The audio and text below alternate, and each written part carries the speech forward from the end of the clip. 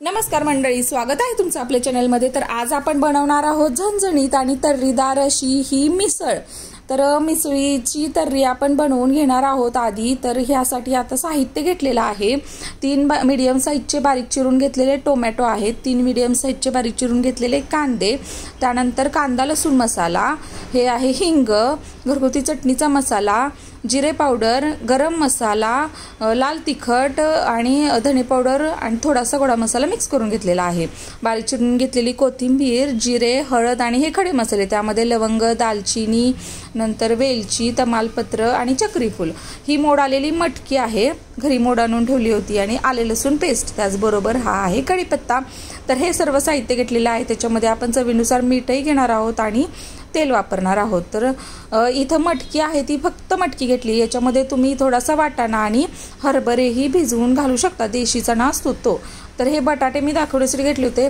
तर काय होतं ना की आपल्या महाराष्ट्रामध्ये बऱ्याच प्रकारे मिसळ बनवली जाते। तर प्रामुख्याने कोल्हापूर, पुणे, नाशिक, नागपूर साईडला वेगवेगळ्या प्रकारे मिसळ बनवली जाते। तर पुणे साईडला मिसळ बनवली जाते, त्याच्यामध्ये पाव दिला जातो, आणि आपण कोल्हापूरच्या साईडला जी बनवतो मिसळ त्याच्यामध्ये बदल असा असतो की त्याच्यामध्ये बटाटा वापरला जातो आणि त्याचबरोबर ब्रेड सोबत ती सर्व केली जाते। आणि कोल्हापूरची मिसळ थोडीशी तिखट प्रकारात मोडते। तर आता आपण तयार करून घेतली होती सर्व। तर फोडणी देऊन घेऊयात। सर्वप्रथम कढई गरम केली, त्यामध्ये तेल घालायचं। तेल जरा जास्त घालायचं, कारण आपण तर्रीची ही मिसळसाठी तर्री बनवणार आहोत। तेल घालायचं, त्यामध्ये जिरे घालायचे, जिरे छान तडतडले की त्यामध्ये खडे मसाले घालायचे। खडे मसाले थोडेसे हलवून घ्यायचे आणि त्याच्यामध्ये बारीक चिरून घेतलेला कांदा घालायचा। कांदा थोडासा पिंकिश कलर येईपर्यंत परतून घ्यायचा, आणि त्याच्यामध्ये कढीपत्ता घालून आलं लसूण पेस्ट घातली आहे, ती पण छान अशी परतून घ्यायची मिनिटभर। आणि परत बारीक चिरून घेतलेला टोमॅटो घालायचा, तोही छान तेल सुटेपर्यंत भाजून घ्यायचा। आणि नंतर काय करायचं की याच्यामध्ये जे सुके मसाले आहेत आपले, ते सुके मसाले घालायचे। तर तेलामध्ये सुके मसाले घातले ना की कलर खूप छान येतो आपल्या तर्रीच्या आमटीला वगैरे। तर ह्याच्यामध्ये कांदा लसूण मसाला, चटणीचा साठवणुकीचा मसाला, गरम मसाला, धने जिरे पूड घालायची, त्यानंतर जे आपलं हळद आणि हिंग घालायचा। तर हे सर्व जिन्नस घालायचे आणि मिनिटभर या तेलामध्ये व्यवस्थित परतून घ्यायचे। तर काय होतं की तेलामध्ये परतले की कलर छान येतो आणि वासही खूपच सुरेख सुटलेला होता या सर्व पदार्थांच्या मिश्रणाचा। तर याच्यानंतर काय करायचे, मोड आलेली आपण जी मटकी ठेवलेली आहे ती मटकी सर्व या मिश्रणामध्ये घालायची आणि व्यवस्थित परतून घ्यायची। 1-2 मिनिटं तिला या सर्व मसाल्यात भाजून घ्यायची तिला, आणि परतून झाली की त्याला झाकण ठेवून 2 ते 3 मिनिटं व्यवस्थित वाफ येऊन द्यायची।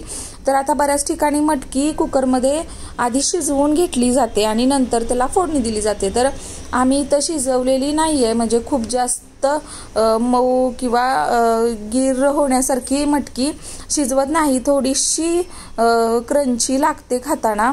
त्यामुळे ही अशीच ती जे पाणी असते मटकीचं मूळचं त्याच्यामध्येच परतून घेऊन आधी थोडीशी वाफ काढून घेतो आणि त्याच्यानंतर मग त्याच्यामध्ये पाणी ओतलं जातं। तर इथं चवीनुसार मीठ घातलेलं आहे मी, व्यवस्थित हलवून घेतली आहे, पुन्हा एकदा हलवून घेते आणि त्याच्यावरती झाकण ठेवून द्यायचं। तर तुम्ही बघू शकता किती छान दिसते मटकी। तर हे झाकण ठेवलं, 1-2च मिनिटं वाफ येऊन दिली, आणि आता आपण ही पुन्हा एकदा हलवून घेऊयात आणि गरम पाणी घालायचं। कधीही उसळ किंवा आपल्याला जर आपल्या आमटीचा तर्रीचा कलर छान यायचा असेल, तवंग व्यवस्थित हवा असेल, तर गरम केलेलं पाणी या मसाल्यामध्ये ओतायचं। त्याच्यानी तेलाचा तवंग वरती मसाल्यांचा कलरही खूप छान राहतो आणि दिसतानाही भन्नाट दिसते ही मटकीची उसळ किंवा आपली ही तर्री जी आपण मिसळीसोबत खाणार आहोत। तर याला उकळी आलेली आहे छान, 3 ते 4 मिनिटं 5 मिनिटं व्यवस्थित ही मटकी शिजवून घ्यायची आणि त्यानंतर आपण ही सर्व करून घ्यायची। तर ही छान अशी उकळी येत आहे। बऱ्याच ठिकाणी की नाही आम्ही या पद्धतीने हे करतो, आणि मसाले जे आहेत आपले खडे मसाले आणि कोथिंबीर किंवा कांदा, टोमॅटो हे भाजून घेऊन बाजूला त्याच्यामध्ये खोबरंही वापरलं जातं, मी इथं वापरलेलं नाहीये। तर हे सर्व भाजून घेऊन याचं वाटण करून मिक्सरला तेही वापरलं जातं। त्याच्याने असं घट्टसर याची ग्रेव्ही झाल्यासारखी रस्सा ह्याचा होतो। तर तयार झालेली आपली आहे ही तर्रीदार मिसळीची ही आमटी। तर आपण सर्व करून घेऊयात। एका डिशमध्ये फरसाणा घ्यायचा, मिक्स फरसाणा, त्याच्यावरती ही मटकी आधी वरून घालायची आणि नंतर ही वरची कटाची जी तर्री आहे ती घालून घ्यायची आणि बारीक चिरलेला कांदा घालायचा। तर ही तयार आहे आपली मिसळ।